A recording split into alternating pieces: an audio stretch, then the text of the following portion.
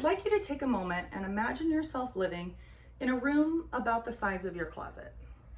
This room is where you eat, sleep, and even use the bathroom. Unfortunately, for most pet betta fish, this is what their lives will look like. Today, I'm going to be discussing 3 main aspects involved in proper betta fish care. According to the National Geographic from 2018, bettas are marketed to be kept in small bowls and self-sustaining vases. Unfortunately, habitats such as these cause bettas to succumb to early illness and premature death. Lack of education is the reason for this kind of mistreatment because people simply do not understand what bettas require to truly thrive. The reason I'm discussing this with you today is I've owned bettas for most of my life. At the beginning, I did keep them in bowls and vases as I thought was correct, but upon doing additional research after they seemed to die much quicker than they should, I found out a lot of additional information and that how I was doing things was wrong. Now I have 7 fish in planted aquariums and a part of betta fish forums and online Facebook groups. 3 things I'd like to discuss with you today. First, I'd like us to dive into the proper tank size. Next, I'd like us to explore different types of decor.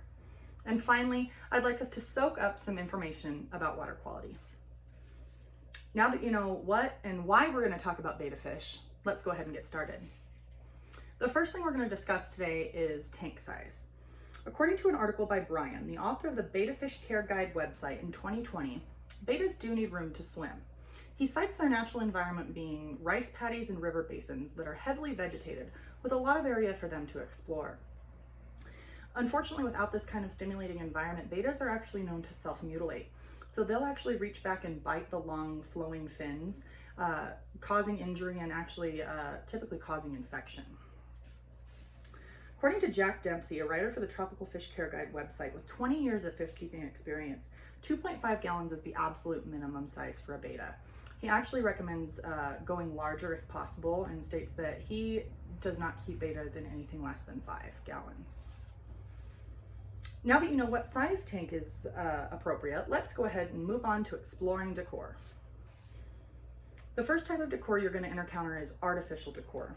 So in an article by Adam Short, fishkeeper for 25 years and creator of the Betta Fish Center website, plastic plants are actually known for damaging your betta's fins.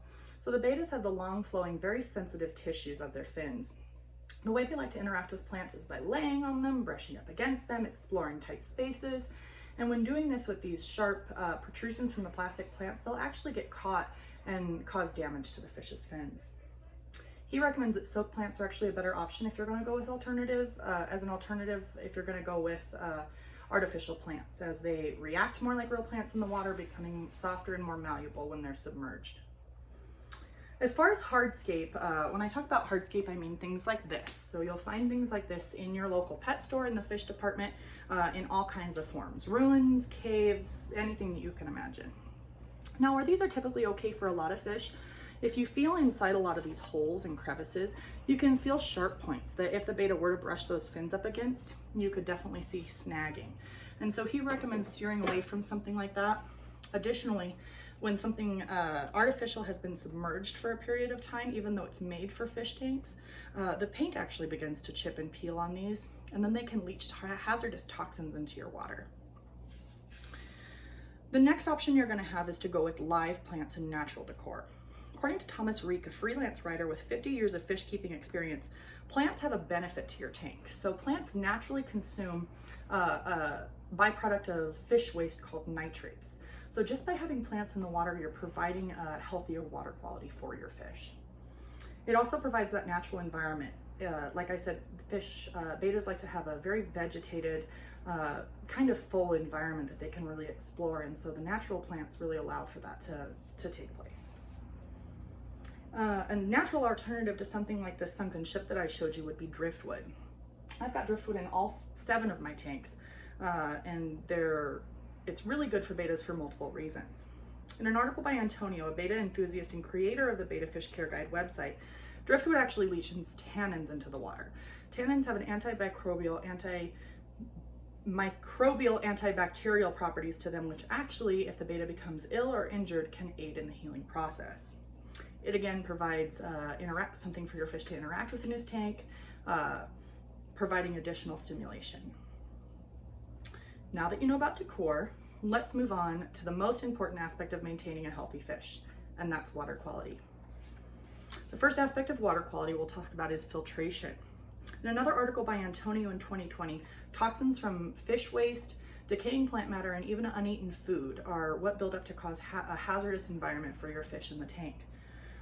Filter that you'll have on the back of the tank actually not only filters out large particles, making the water clearer, but it actually contains a healthy bacteria. So when those toxins are filtered through that healthy bacteria actually consumes a large part of those toxins.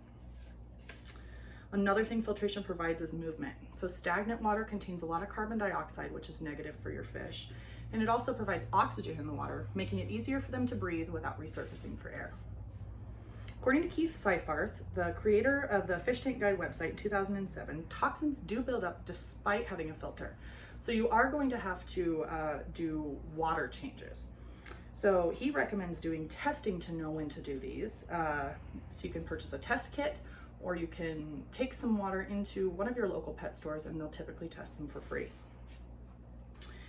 For doing water changes, an article by Craig, the writer of an aquascaping addiction website, he says that changing 1/3 of the water once a week is required for bettas. You'll do this by siphoning out 1/3 of the water and then adding back that same amount of water with a clean, filtered, treated amount of water to replace it. He strongly suggests never to dump the tank, as a healthy biome is living under the sand and the substrate underneath the tank. Now that you know about healthy water quality, you're well on your way to having a happy, healthy betta for years to come. Today we've dove into tank size and we learned about how bigger really is better. We also explored different types of decor and found that natural and live decor has benefits to your tank. And finally, we soaked up information about water quality and learned that filtration is essential. There's a lot of misinformation out there, not only about bettas, but about the world around us. I encourage you to find the truth, because when we know better, we can do better. So go out there and get your betta out of the closet and into a mansion.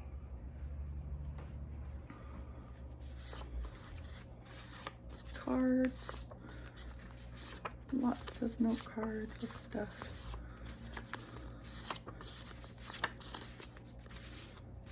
Lots of them.